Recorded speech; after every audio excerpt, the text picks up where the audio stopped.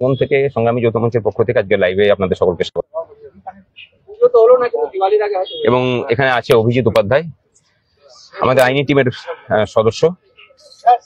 অবশেষে আজকে আমাদের শুনানি শেষ হলো এবং আরো 2 সপ্তাহ মানে 3 সপ্তাহ অপেক্ষা করতে হবে। 2 সপ্তাহের মধ্যে সরকার পক্ষের যে হলফনামা সেটা জমা পড়বে, লিখিত নোট অফ সাবমিশন।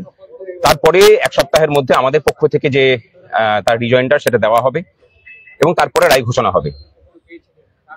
গোটা শুনানি শোনার পরে এটুকু বলতে পারি যে এই মামলায় আমরা জিতবো।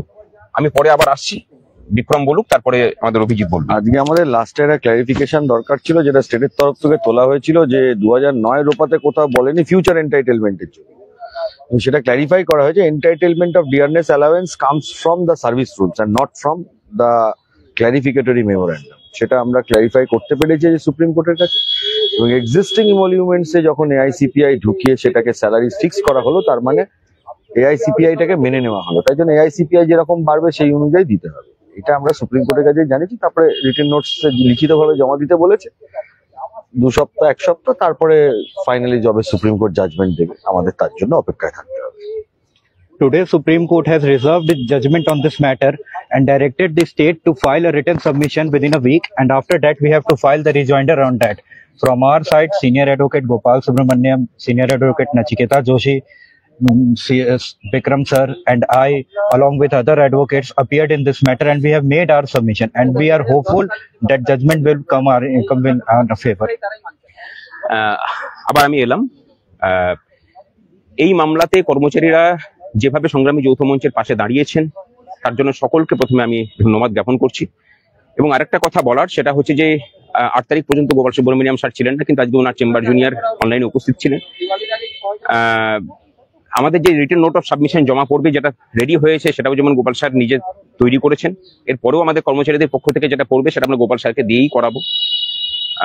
আমরা আশা করেছিলাম যে পরবর্তী ক্ষেত্রে হয়তো একটা গোপাল স্যারের জন্য আমরা সময় নেব, কিন্তু আজকে যারা ডিটারমাইন্ড ছিলেন যে আজকেই শুনানি কনক্লুড করা হবে, সেই অনুযায়ী হয়েছে। আমাদের পক্ষ থেকে আজকে নচিকেতা যোশীজি মানে আমাদের পক্ষে বক্তব্য রেখেছেন এবং আমাদের যে পয়েন্টটা ছিল, যে মেন যে পয়েন্টটা তুলেছিলেন সরকার পক্ষের থেকে শাম দেওয়ানজি, যে আমাদের ডিএর যে অধিকার সেটা হচ্ছে যে ক্লারিফিকেটরি নোট যেগুলো দিয়ে দেওয়া হয়েছিল টাইম টু টাইম, সেখান থেকে আসছে, রোপা 2019-এর 9 থেকে আসছে না।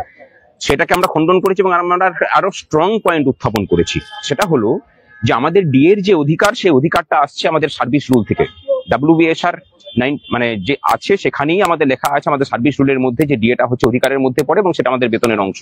সুতরাং এই যে পয়েন্টটা, সেই পয়েন্টটা আমরা উত্থাপন করেছি এবং এই পয়েন্টের মধ্যে দিয়ে আরো একটা বিষয় পরিষ্কার হলো যে আমাদের সার্ভিস রুলের মধ্যেই যখন ডিএর কথাটা আছে এবং এআইসিপিআই মেনেই দিতে হবে সেটা, তাহলে এটাও খুব পরিষ্কার যে এই অধিকারটা শুধুমাত্র রূপা 2009-এর মধ্যেই সীমাবদ্ধ থাকবে না, রূপা 2019-এও সেটা মানে ক্যারি ফরওয়ার্ড হবে।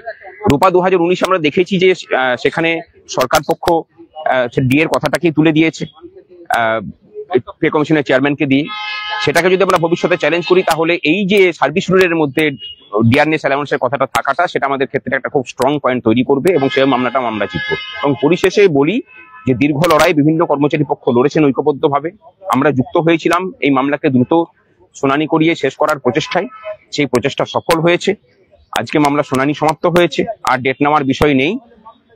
এই মামলায় আমরা জিতবো। রায় যখনই ঘোষণা হোক, মামলায় আমরা জিতবো, শুধু এটুকুই বললাম। ভালো থাকবেন সকলে, সাথে থাকুন পরবর্তী লড়াইয়ের জন্য।